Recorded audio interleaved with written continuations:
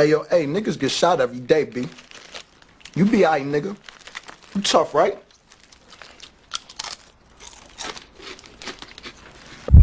What's good, family? Appreciate y'all for tapping in, man.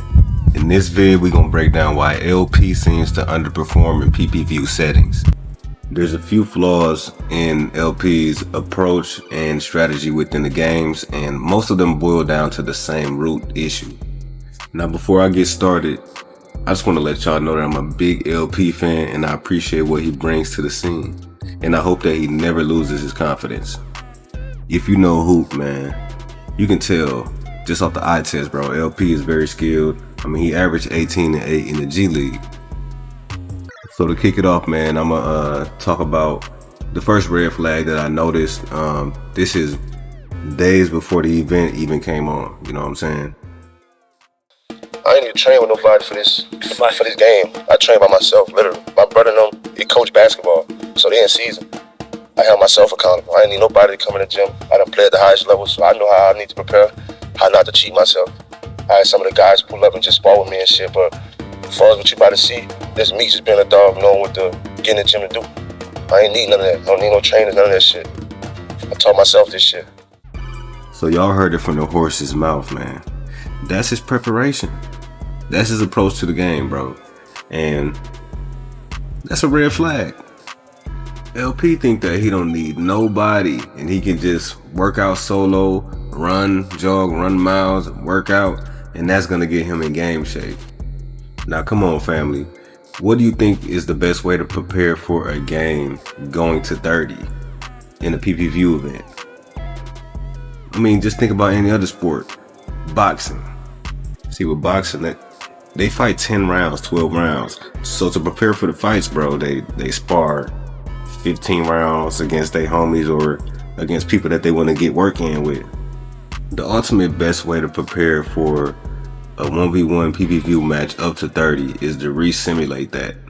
To make sure that you have the gas tank to play both ends at a high level the entire way. I'm convinced that LP run 20 miles, gang, and then he go home and eat nachos. So now that I planted that seed, we're gonna leave that on the stove on low. We're gonna come back to that. We're gonna let that marinate. We're gonna come back to that. Everything gonna come full circle.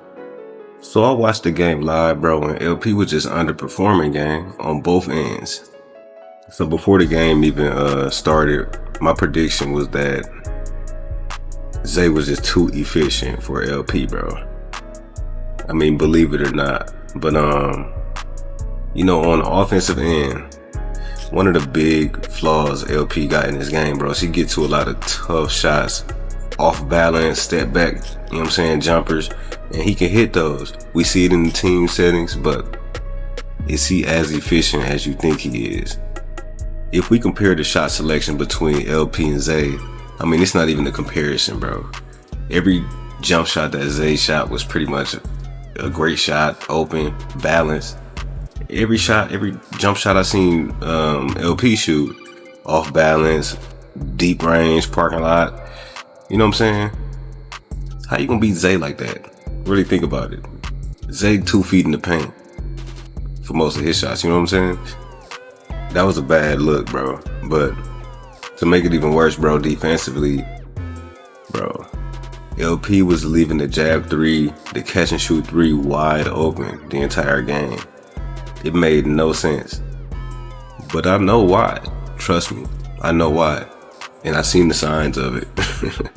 And another big red flag, bro, a big flaw in this game, I mean, was LP was not jump contesting any shots, bro. Maybe 1 out of 10 shots, bro, he would actually jump contest. Bro, you're not beating none of the top 5 guys, top 6 guys, if you're not jump contesting on defense, bro. A hand up is not enough. Just because you bump them at the right time and force them into a tough shot, you got to follow through with the entire defensive possession, bro. You got to contest at the end. You getting all the way to the end of the finish line, and then you just stopping right before you run through the tape. And to LP's credit, he was playing great defense when it came to like bumping Zay at the right times, not letting him just get like a 2-step gather going to a layup. He was knocking Zay off his spots. The only problem was Zay was playing real poise, and he was playing off two, and he was hitting a lot of somewhat contested floaters in the paint. But the problem is Zay is rising up high as a bitch, and LP is not jump contesting. He just got a hand up. Bro, your hand is pretty much at his chest level. It's like LP would lock up for like 6 seconds of the possession, and then his battery die on the 7th second, and then he don't fully contest the shot, bro. If you're not jump contesting Zay high jumping ass floater, he don't see that shit, bro. He don't. It's not effective defense. You bumped him, you knocked him off his pivot, but I mean, he's still 2 feet kinda in the paint. You gotta follow through with the defense, bro. So to bring it all full circle, remember what I said about his preparation for the game and how I feel like it's not the most optimal preparation. And then you combine that with his shot selection compared to his opponent's shot selection, and then his defensive flaws, not contesting jump shots, not jump contesting. That's the main problem. It all boils down to one thing: stamina. Now, before y'all get on my heels and say I'm making excuses, I'm not. I got proof. I got proof. Peep the veteran moves by LP to steal a fake timeout.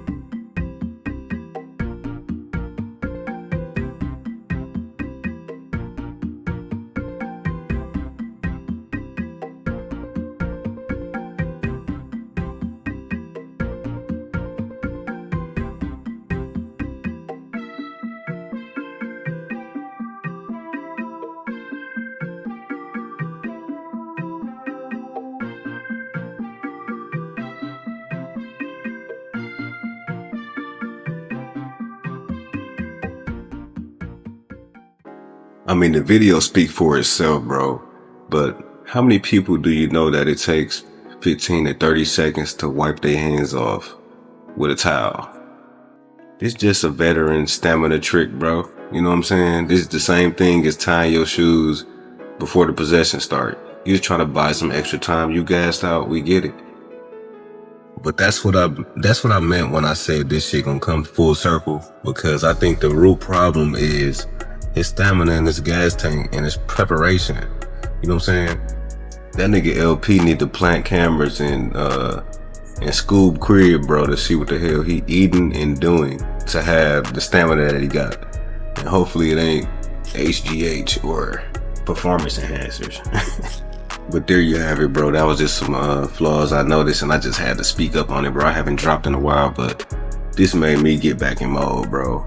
Because I'm an LP fan, bro, and I really want him to succeed in the scene. And I hate how he didn't get to play Nas, bro, when the time was right. But yeah, man. I mean, I doubt anybody want to see Nas versus LP anymore, more than they want to see Nas versus Zay, Nas versus Rob. You know what I'm saying? But I appreciate y'all for tapping in, man. Like, share, comment, subscribe. Signing out. Love.